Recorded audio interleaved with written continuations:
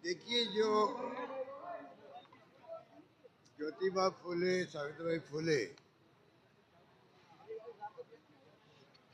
युग बीत गया जब उन्होंने रिफॉर्म शुरू किए थे महिलाओं के लिए, समाज के लिए।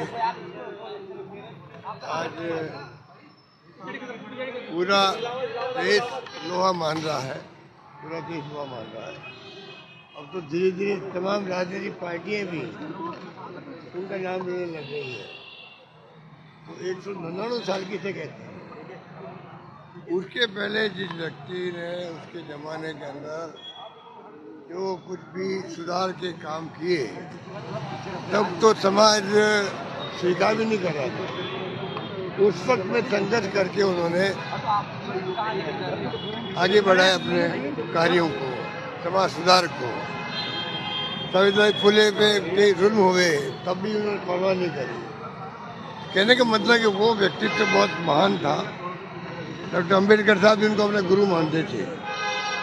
तो इस प्रकार की भावना के साथ में महात्मा ज्योतिबा फुले की जीवनी है और सबको प्रेरणा लेनी चाहिए। आज जो सबसे बड़ी आवश्यकता है, गरीब को गणेश मान के राजनीति करने की। हर सरकार का आंकलन होना चाहिए देश के अंदर। और सरकारें सोशल सिक्योरिटी की तरफ ध्यान दे रही है, क्योंकि अमीर गरीब की खाई बहुत ज़्यादा बढ़ गई है, बढ़ती जा रही है। अमीर गरीब की खाई इतनी बढ़ती जा रही है, कोई कल्पना नहीं कर सकता, कोई कल्पना नहीं कर सकता, कल्पना के बाहर है। लोग 2 जून रोटी नहीं मिलती है, और एक तरफ जो धन का दुरुपयोग होता है दिखावे के अंदर, वो भी जनता के लिए होना चाहिए। तो महात्मा ज्योतिबा फुले हमें सीख देते हैं किस प्रकार समाज को आगे बढ़ाने में आपका योगदान होना चाहिए। हमारी गवर्नमेंट थी, अनेकों योजना हमने चालू की थी सब सोशल सिक्योरिटी के लिए, गरीब का भला हो, शिक्षा में, स्वास्थ्य में, और भी तरीके से कई योजना लागू करी थी। आज दुर्भाग्य योजना बंद हो रही है, बंद हो रही है, इनको समझ में आ ही नहीं रहा है।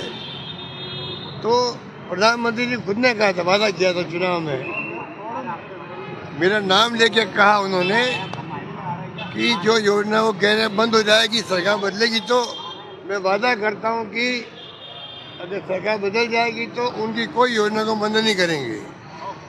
जो नरेंद्र मोदी जी ने राजस्थान की धरती पर चित्तौड़ में बातें कही हो, वो व्यक्ति तो जो है आज भी प्रधानमंत्री है, और मैं उनका ध्यान आकर्षित कर चुका हूँ कई बार। तब भी वो अपने मुख्यमंत्री को कह नहीं पा रहे हैं, या मुख्यमंत्री के हाथ में नहीं है।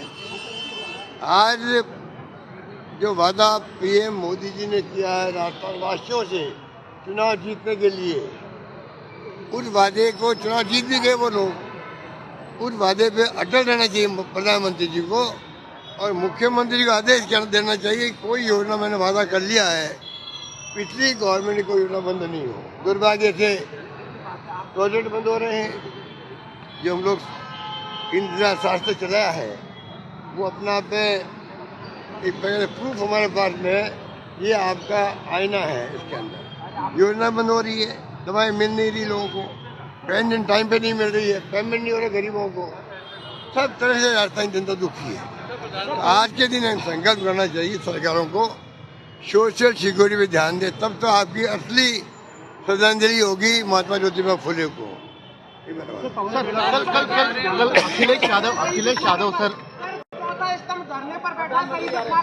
कल अखिलेश यादव कल बोल के गए हैं कि पर्ची की सरकार विकास नहीं कर, पर्ची की सरकार में विकास नहीं हो सकता। अखिलेश यादव बोल के गए कल कि पर्ची की सरकार में विकास नहीं हो सकता, वसुंधरा जी होती तो बात ही अलग होता।